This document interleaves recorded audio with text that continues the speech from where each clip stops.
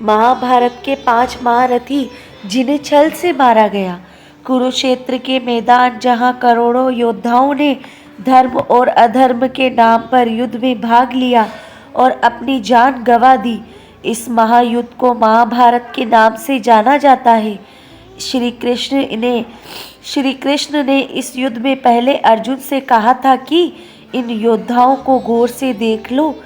ये इस युग के सबसे महान और पराक्रमिक योद्धा हैं जो इस युद्ध के बाद शायद ही देखने को मिलेंगे और आने वाले युगों में ऐसे योद्धा फिर जन्म भी नहीं लेंगे। भगवान श्री कृष्ण की इस बात से ही महाभारत के महायुद्ध की भयानकता का अंदाजा लगा सकते हैं। दोस्तों, स्टोरी शुरू करने से पहले आप अगर मेरे चैनल पर नए हो तो मेरे चैनल को सब्सक्राइब कर लीजिए। महाभारत के 5 महारथी जिन्हें छल से मारा गया था।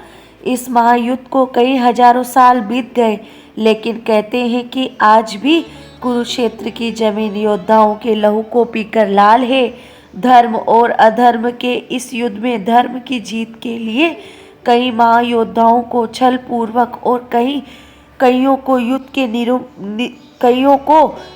नियम के विरुद्ध जाकर मार डाला गया, क्योंकि युद्ध का एक ही नियम होता है, जीत, और इसके लिए सारे नियम और लोकाचार भुला दिए जाते हैं।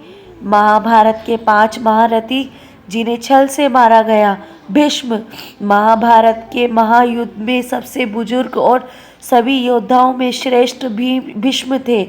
अपनी राजभक्ति के कारण उन्होंने कौरव के साथ युद्ध में भाग लेने का निर्णय किया और पांडव को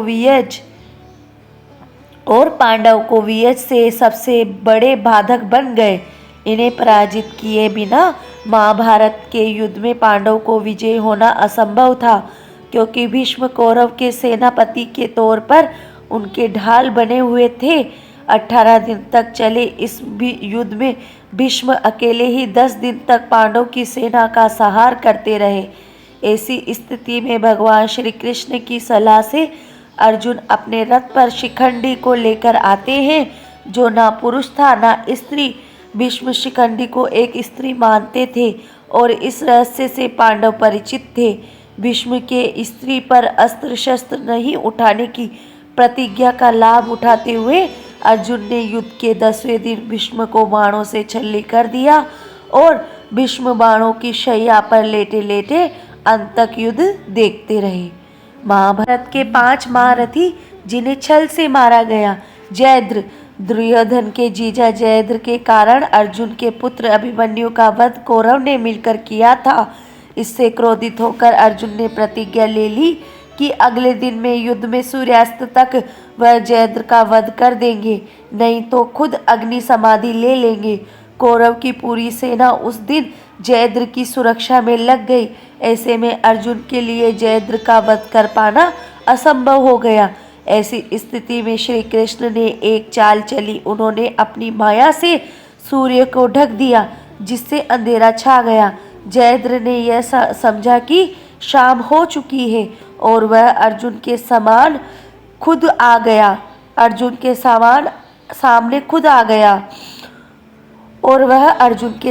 खुद आ गया। श्री कृष्ण को यही चाहते थे कि इन्होंने अर्जुन से कहा कि अपना धनुष उठाओ और जयद्र का वध करो। तभी अभी सूर्य अस्त नहीं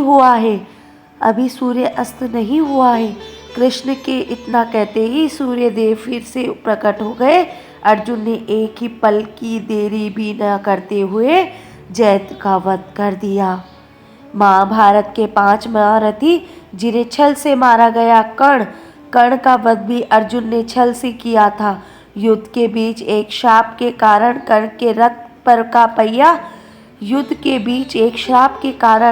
के रथ का पहिया भूमि में धंस जाता है। उस समय नियत कर्ण पर अर्जुन ने दिव्यास्त्र चला दिया और कर्ण वीर गति को प्राप्त हो गया। महाभारत के 5 महारथी जिन्हें छल से मारा गया। दुर्योधन महाभारत के युद्ध का अंतिम महायोद्धा जिसका वध छल पूर्वक हुआ था, वह है दुर्योधन, जिसे महाभारत का खलनायक भी माना जाता है। दुर्योधन और भीम के बीच में गदा युद्ध हुआ। इस युद्ध में गदा का प्रहार कमर से ऊपर करने का नियम था, लेकिन भीष्म ने कृष्ण के संकेत पर दुर्योधन के कमर पर वार करना शुरू कर दिया, क्योंकि दुर्योधन के शरीर का ऊपरी भाग गंधारी ने व्रज का बना दिया था। इस तरह से छलपूर्वक दुर्योधन का भी अंत कर दिया गया।